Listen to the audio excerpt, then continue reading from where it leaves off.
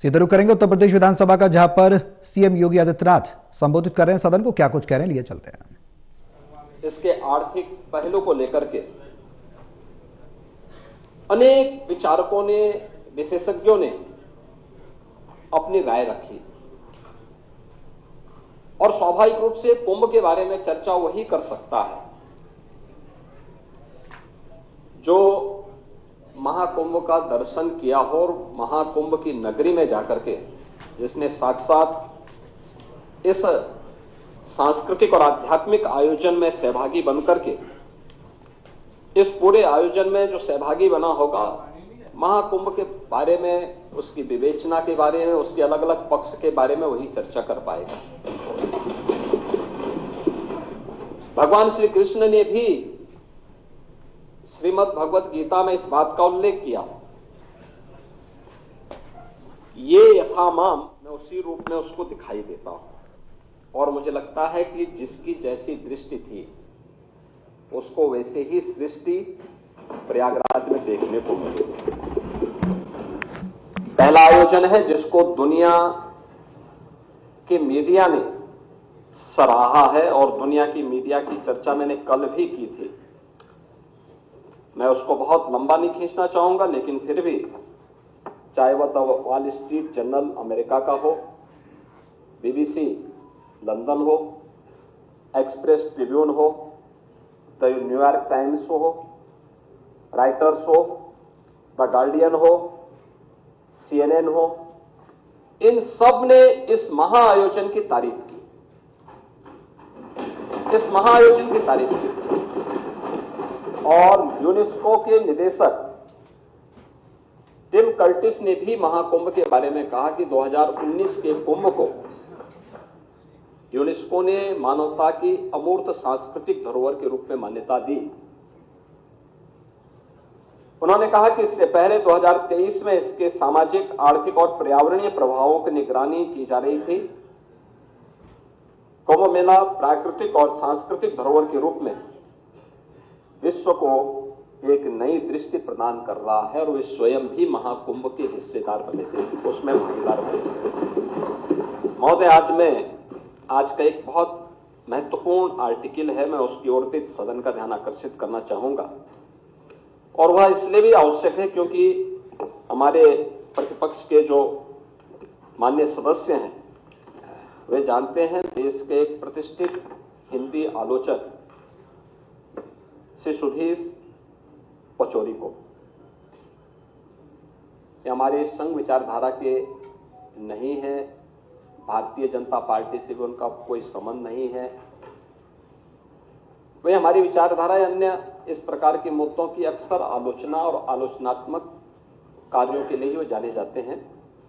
महाकुंभ के बारे में उन्होंने लिखा कि समाज अपने अनुभवों में जीता है। उन्होंने बहुत सारी चीजें इसमें लिखी हैं। उन्होंने लिखा है कि 45 दिन लंबे अनुभव में हर रोज 1 से 1.5 करोड़ की संख्या में आती संगम में सहज अनुशासित भाव से आस्था की डुबकी लगाती और उतनी शांति से वापस जाती भीड़ ने अपने सद्व्यवहार से दुनिया के मीडिया को आकर्षित और अभिभूत किया। लेकिन ये भारत के सनातन धर्म के अनुशासन को और उसकी आस्था को अभिव्यक्त किए जा रहे हैं विचार। उन्होंने ये भी लिखा है कि ऐसी उदारता, सहजता, सहनशीलता, विनम्रता और शालीनता गहरा आदर भाव पैदा करती है। यानी भारत के प्रति और सनातन धर्म के प्रति हर व्यक्ति के मन में या जो भाव है, आपने देखा होगा 66 करोड़ 30 लाख से अधिक श्रद्धालु आते हैं और इन 45 दिनों में प्रयागराज हो, उत्तर प्रदेश हो, कहीं भी कोई लूट की घटना नहीं, कोई अपहरण की घटना नहीं, कोई दुष्कर्म बलात्कार की घटना नहीं, कोई भी छेड़छाड़ नहीं, कोई भी ऐसी घटना नहीं जिसके बारे में कोई अपने आप को शर्मिंदा महसूस करे। ये सामाजिक अनुशासन नहीं तो क्या है? एकात्मता का इससे अच्छा उदाहरण, जाति के भेद, सारी सीमाएं टूट गई, कोई जाति का भेद नहीं, कोई पंथ का भेद नहीं, कोई संप्रदाय का भेद नहीं, कोई क्षेत्र का भेद नहीं, देश की सीमाओं को भी लांघने वाला, वसुधैव कुटुंबकम के भाव को जागृत करने वाला महाकुंभ एक नया संदेश दुनिया को दिया है। और अंत में से सुदेश पचौड़ी इस बात को भी लिखते हैं अपने आर्टिकल में कि क्या पता कि ऐसे ही निंदकों के प्रतिकार में इस महाकुंभ में इतने रिकॉर्ड तोड़ श्रद्धालु आए ताकि दुनिया जान ले कि समस्त हिंदू समाज एक है। यानी जो लोग महाकुंभ की निंदा कर रहे थे, उनके बारे में वो कहते हैं कि जो लोग कभी पॉल्यूशन को लेकर के, कभी व्यवस्था को लेकर के, कभी किसी अन्य झूठी खबर को लेकर के तमाम प्रकार से इस महाकुंभ के आयोजन को किसी न किसी प्रकार से हतोत्साहित करना चाहते थे, लेकिन उन सब निंदकों को मुंहतोड़ जवाब देने के लिए जनता जनार्दन प्रतिकार के रूप में भी वहां पर उपस्थित होते हुए दिखाई दिए। उन्होंने कहा कि नहीं, हम सब एक हैं ताकि दुनिया जान ले कि समस्त हिंदू समाज एक है। यही नहीं, महाकुंभ ने एक नया हिंदू विमर्श भी पैदा किया है कि हे पश्चिमी आधुनिकता, जिसे तूने दूषित किया, वह अब भी हमारे लिए पवित्र है। याद करिए, जिस गंगा की पवित्रता और अविरलता के बारे में प्रश्न उठ रहा था, 2014 के पहले, नमामि गंगे परियोजना के पहले उत्तर प्रदेश के अंदर मां गंगा 1000 किलोमीटर दूरी तय करती है, बिजनौर जनपद से बलिया जनपद तक। इन 1000 किलोमीटर के दायरे में सबसे क्रिटिकल पॉइंट, और एक क्रिटिकल पॉइंट केवल उत्तर प्रदेश के लिए नहीं था, गंगोत्री से लेकर गंगा सागर तक के इस पूरे 2500 किलोमीटर के दायरे में था, वह कानपुर था। कानपुर में 125 वर्षों से सीसामऊ में 4 करोड़ लीटर सीवर प्रतिदिन गंगा जी में उड़ेला जाता था। हम आभारी हैं प्रधानमंत्री मोदी जी के, जिन्होंने नमामि गंगे परियोजना के माध्यम से इस योजना को प्रभावी ढंग से लागू करने के लिए हमें पर्याप्त धनराशि उपलब्ध करवाई। यद्यपि पैसा 2015 में भी उन्होंने उपलब्ध कराई, लेकिन समाजवादी पार्टी की तत्कालीन सरकार ने उसको लागू करने के लिए कोई कदम नहीं उठाए। ये जो प्रदूषण की बात करते थे ना, ये वही लोग हैं जो अपने समय में कुछ कर नहीं पाए, और हमें अवसर मिला तो डबल इंजन की सरकार ने सीसामऊ के सीवर पॉइंट को सेल्फी पॉइंट बनाने का काम किया। एक भी बूंद सीवर आज के दिन पे मां गंगा में कानपुर में नहीं जाता है। और यही बात उन्होंने कहा कि ये सीवर पॉइंट बनाने का काम किसने किया, सीवर वहां तक गिराने का काम किसने किया था? अंग्रेजों के समय प्रारंभ हुआ था। तो पश्चिम के जो विचारक आज हमें उपदेश देते हैं, अपने करतूतों को नहीं देखते। और उन्होंने कहा कि उसको जिसको एक दूषित कहते थे, भारत के सनातन धर्मावलंबियों के लिए वह मां गंगा आज भी उतनी ही पवित्र है, और इसलिए उन्होंने इन सभी चीजों की परवाह किए बगैर, क्योंकि उन्होंने कहा कि यही नहीं, महाकुंभ में एक नया हिंदू विमर्श भी पैदा किया है। ये पश्चिमी आधुनिकता जिसे तूने दूषित किया, वह भी हमारे लिए पवित्र है, क्योंकि यही हमारी सुरसरी है जो बहते बहते हरेक को पवित्र करती रहती है। और विज्ञान भी तो यही कहता है कि बहता हुआ जल अपने आप को पवित्र करता रहता है। हमारी नदी संस्कृति यही है। और आपने इस चीज को देखा होगा, मैंने पिछले दिनों जब मैं यहाँ पे राज्यपाल जी के भाषण में चर्चा के में भाग लेने के लिए यहां आया था, तब भी मैंने बताया था कि सेंट्रल पॉल्यूशन कंट्रोल बोर्ड के जो भी नमूने लिए जाते थे वह दोषों से लेते थे, लेकिन उत्तर प्रदेश सरकार के जो pollution control board Uttar Pradesh का है उसके अपने सैंपल कलेक्शन होते थे और लैब भी वहां मौजूद है। हमने कोई आउटसोर्स नहीं किया, बल्कि स्वयं के मैन पावर से सारे सैंपल लेते थे और हम लोग देखते थे कि जिन क्षेत्रों में, खासतौर पर आबादी वाले उन क्षेत्रों में जहां भैंस गाय नदी से इस पार से उस पार जाते हैं, और वहां पे जब भैंस गाय नदी में नहाते हैं तो वहां पे फीकल कोलिफॉर्म की मात्रा बढ़ती है, लेकिन वही चीज आगे बढ़ती हुई जब जाती थी, संगम में जब भी नमूने लिए गए तो नमूने बीओडी के, डीओ के या फीकल कोलिफॉर्म के हमेशा वह शुद्धता के सभी मानकों को पूरा करते हुए दिखाई दिए हैं, और हर सैंपल को जनवरी से लेकर के फरवरी तक हर सैंपल वहां पे पास हुआ है। ये चीजें क्या दिखाती हैं कि हमारी मां गंगा या हमारी नदी संस्कृति हमेशा अपनी शुद्धता का ध्यान भी स्वयं रखती है, क्योंकि वही तो हमारी जीविका का आधार भी है और हमारे जीवन का आधार भी है। लेकिन आर्थिकी का पक्ष भी महत्वपूर्ण है, और हम आभारी हैं प्रधानमंत्री मोदी जी के इस बात को लेकर के कि उन्होंने भारत की विरासत को विकास के साथ जोड़ने के साथ साथ आस्था को आजीविका के साथ जोड़ करके नए नए साधन उपलब्ध करवाए हैं देशवासियों के लिए।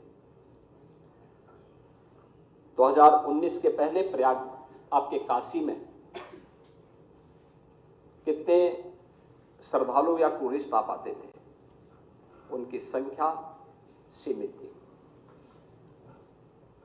और काशी विश्वनाथ धाम बनने के बाद आज पूरी काशी नए कलेवर और काया के साथ दुनिया को अपनी ओर आकर्षित कर रही है। 13 जनवरी से लेकर के 27-28 फरवरी तक, इन 45-50 दिनों तक पूरी काशी पूरी तरह पैक थी। 5 लाख से लेकर के 25 लाख श्रद्धालु प्रतिदिन वहां पे दर्शन करता था, मां गंगा में स्नान भी करता था, और काशी के इस वैभव को भी देखता था, इस कलेवर और कायाकल्प को भी देख करके अभिभूत होता था, और काशी के साथ साथ प्रदेश और देश के विकास में भी अपना योगदान करता था। लेकिन काशी के लोगों का धैर्य उस दौरान वास्तव में उससे भी ज्यादा अभिनंदन का पात्र है, जिन्होंने 1.5 महीने लगभग 150 दिन तक उनके आने जाने के साधन बंद रहे, लेकिन धैर्य के साथ आतिथ्य सत्कार का एक नया उदाहरण प्रस्तुत किया। ये हमारा काशी है, सबको गले लगाना जानता है। अयोध्या धाम यही दृश्य था। 5 लाख से लेके 15 लाख श्रद्धालु प्रतिदिन अयोध्या धाम में देखने को मिला। उन्होंने सुविधाओं की परवाह नहीं की, और वहां के नागरिकों ने भी, वहां के संतों ने भी अपनी सुविधा की परवाह नहीं की।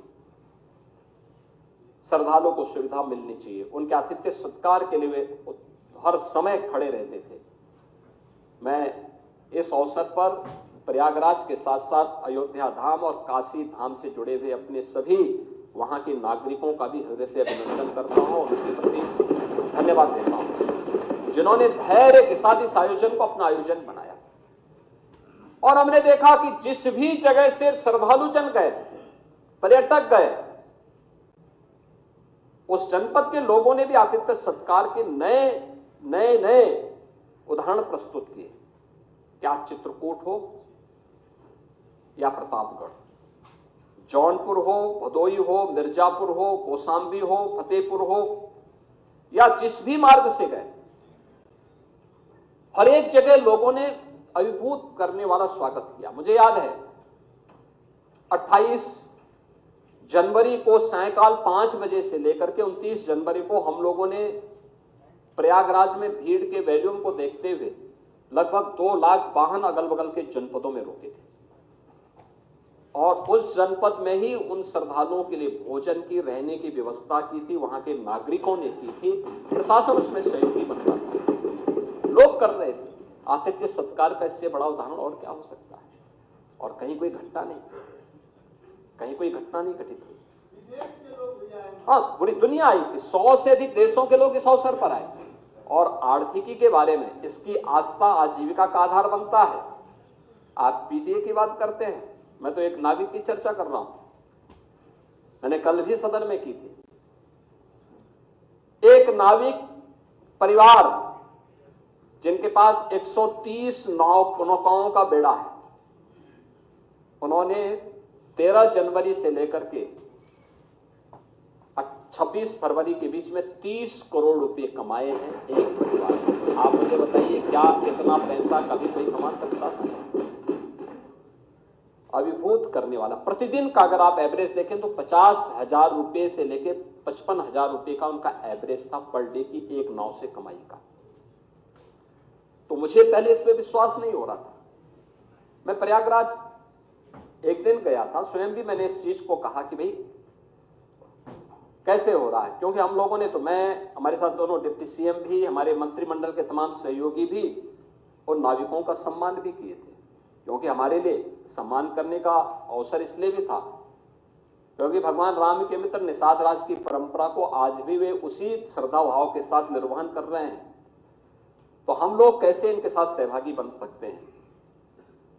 तो मैंने महाकुंभ के दौरान इस बात को देखा। एक नाविक मुझे मिला, पहले मुझे एक परिवार मिला जो बाहर से आए थे, उन्होंने मुझसे मिलने की इच्छा व्यक्त की थी। मैंने कहा मैं कल प्रयागराज आ रहा हूं, अगर आप वहां रुक सकते हैं तो मुलाकात कर लेंगे। मैं मुलाकात किया। मुलाकात करने के बाद मैंने उनसे पूछा, मैंने कहा कितने लोग? उन्होंने कहा 10 हमारे ग्रुप थे और हमें तो नाव वालों ने संगम में ले जाकर के स्नान करवा दिया था। तो मैंने कहा नाव वाले ले जा रहे थे तो आप लोग हर ग्रुप को ले जाने में कितना पैसा लग रहा था? उन्होंने कहा साहब देखिए, वे हम लोगों से हर ग्रुप से 2-2 हजार रुपया लेते थे और हमें नहा करके स्नान करा के आते थे। और आप सोचिए कि मैंने कहा कितने का, 2 घंटे के अंदर हम लोगों ने अपना स्नान पूरा कर लिया था, तो 20,000 रुपये तो यही हो गए उन लोगों से। अब 2 घंटे में 20,000 रुपये जो कमा रहा है, सुबह 4 बजे से ही उनके द्वारा स्नान का कार्यक्रम प्रारंभ होता है, तो सायंकाल तक 50,000 रुपये कमाना उनके लिए कोई कठिन काम नहीं था।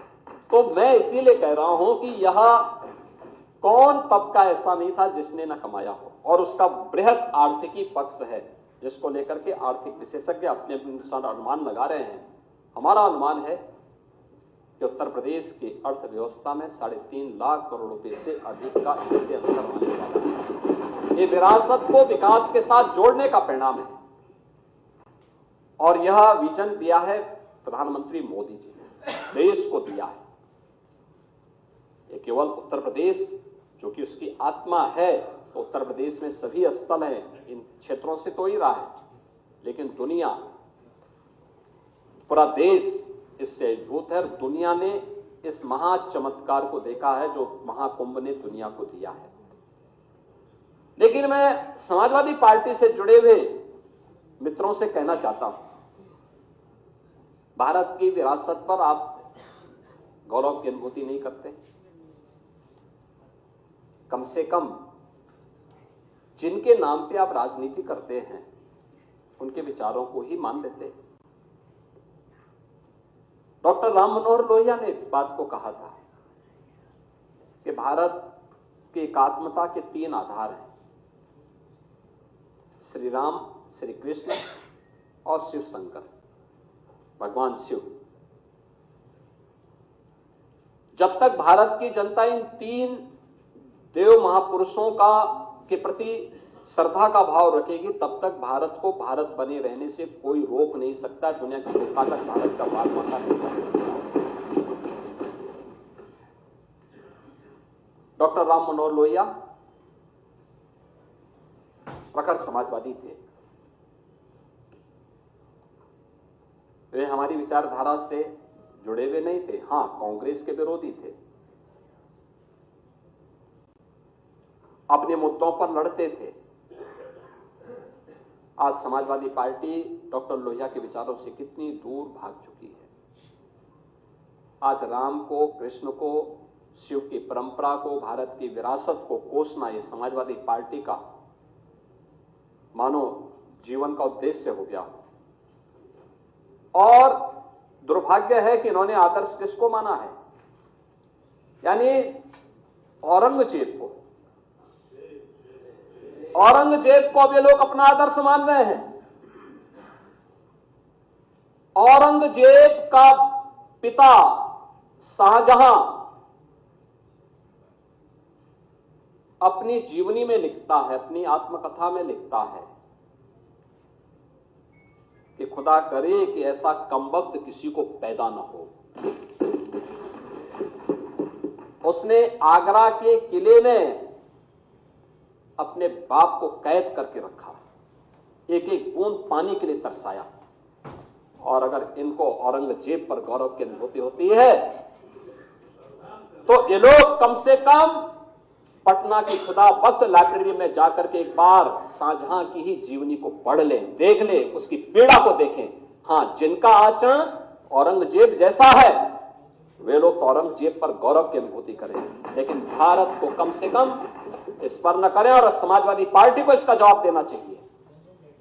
भारत की आस्था पर प्रहार करने वाला दुर्दांत, धर्मांत, क्रूर शासक, उसको समाजवादी पार्टी आदर्श मानती है।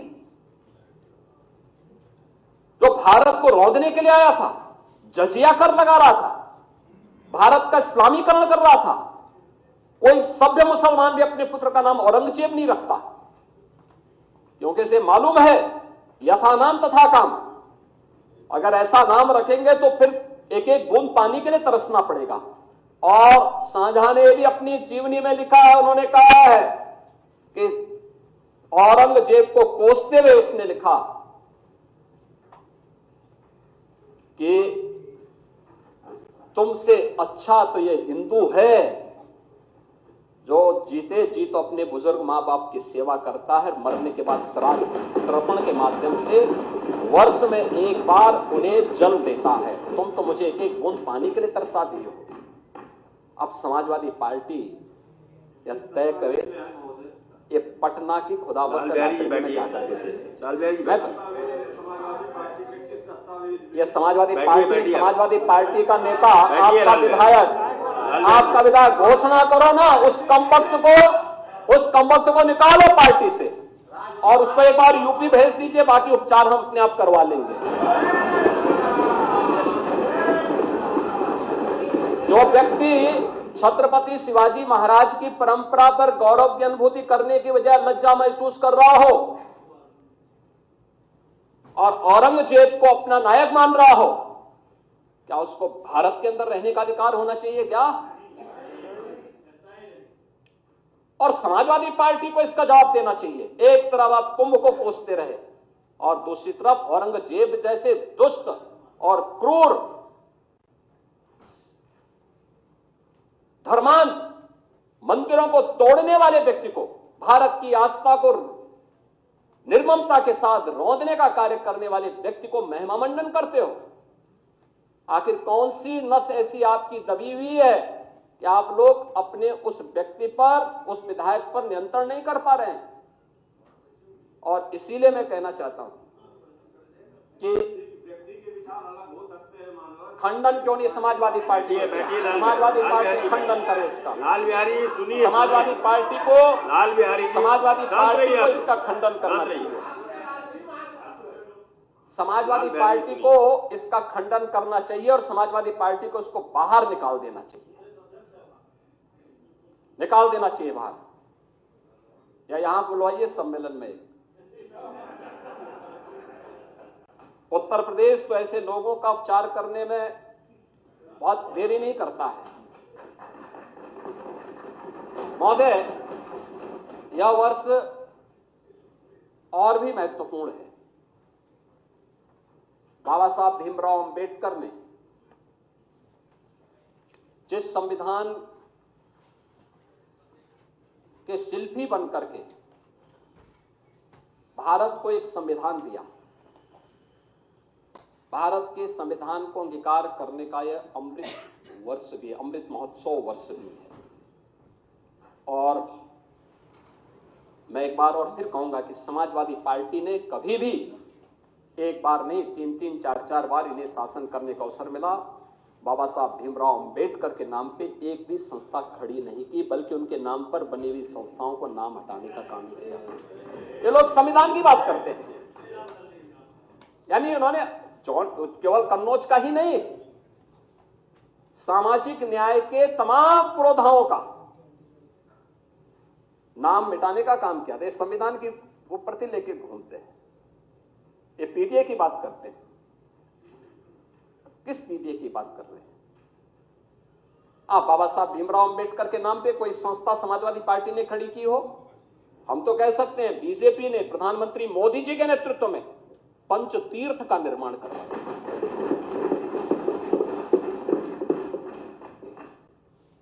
लखनऊ में डबल इंजन की भाजपा की सरकार बाबा साहब भीमराव अंबेडकर का अंतर्राष्ट्रीय स्मारक और सांस्कृतिक केंद्र का निर्माण कर रही है। हम दलित बच्चों को वहां से स्कॉलरशिप की सुविधा भी देने जा रहे हैं। अंबेडकर महासभा अभियान को लेकर के आगे बढ़ रही है। सामाजिक न्याय के इन महापुरुषों के बारे में सावित्रीबाई फुले के नाम पर लखनऊ के बाबा साहब भीमराव अंबेडकर विश्वविद्यालय में हमारी सरकार ने छात्रावास बनाया, जिससे दलित बच्चे पढ़ सके।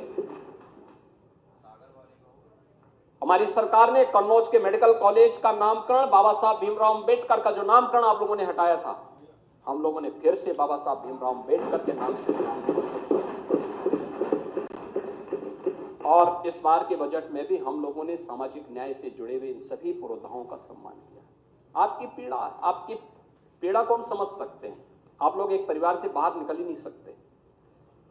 हम लोगों ने अभी तक प्रधानमंत्री जी प्रयागराज आए थे, उन्होंने उद्घाटन किए थे जब 13 दिसंबर को प्रयागराज की योजनाओं का निषाद राज के नाम पे श्रृंगवेरपुर में कॉरिडोर के निर्माण का काम किया, उसका भी लोकार्पण किया। हजारों वर्षों की विरासत। आप पीडीए की बात करते हैं, क्या निषाद पीडीए का पार्ट नहीं था? ये कॉरिडोर क्यों नहीं बन पाया? आप लोग तो उस पर कब्जा करवा रहे हैं। श्रावस्ती में और बहराइच में महाराज सोहेलदेव के नाम पर विजय स्मारक ये लोग नहीं बनने देते थे, हमारी सरकार ने बना करके तैयार किया। हमारी सरकार ने बनाया है, भव्य स्मारक बनकर के तैयार हो चुका है। वाराणसी में संत रविदास जी, मन चंगा तो कटौती में गंगा। आप सोचिए, क्षीर गोवर्धन जो उनकी पावन जन्मभूमि है, उस पावन जन्मभूमि में कॉरिडोर का निर्माण हो, संत रविदास जी की भव्य प्रतिमा लगे।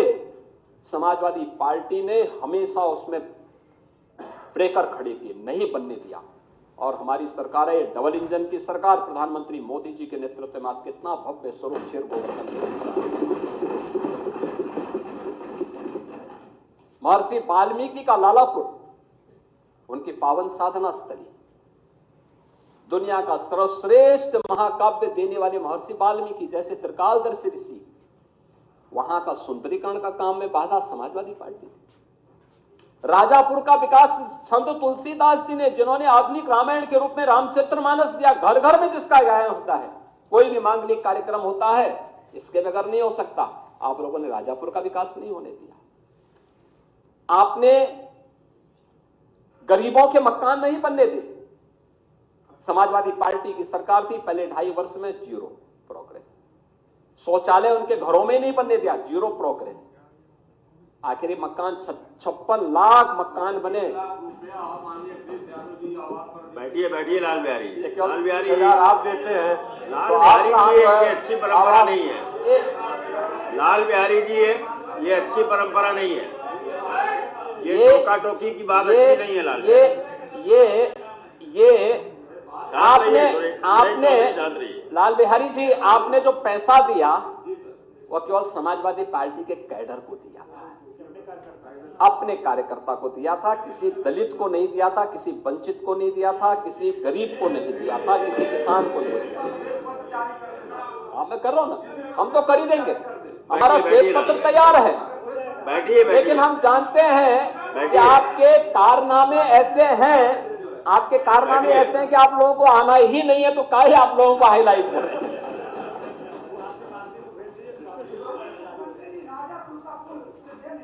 बैठिए बैठिए डॉक्टर मान। अरे राजापुर की बात मत करिए, मैं कह रहा हूं पर्यटन विकास की दृष्टि से आप बैठिए डॉक्टर मान। अभी हम विकास की चर्चा करने जा रहे हैं महोदय। ये कभी भी नहीं चाहते, और यह वर्ष जब हम लोग भारत के संविधान को स्वीकार कर लागू करने का अमृत महोत्सव वर्ष मना रहे, 75 वर्ष पूरे होने के उपलक्ष्य में इस आयोजन को कर रहे हैं, तो बाबा साहब भीमराव अंबेडकर के प्रति कृतज्ञता ज्ञापित करने का वर्ष भी है, और प्रधानमंत्री मोदी जी के प्रति आभार व्यक्त करने का, जिन्होंने 26 नवंबर की तिथि को संविधान दिवस के रूप में देशवासियों को दिया। हर वर्ष ये आयोजन हो रहे हैं, और इसीलिए इस आयोजन के प्रति सरकार की प्रतिबद्धता, सरकार ने तय किया है कि अनुसूचित जाति जनजाति के छात्रों के लिए जो भी छात्रावास बनेंगे, बाबा साहब भीमराव अंबेडकर के नाम पर ही हर जनपद में हम बनाने का काम करेंगे।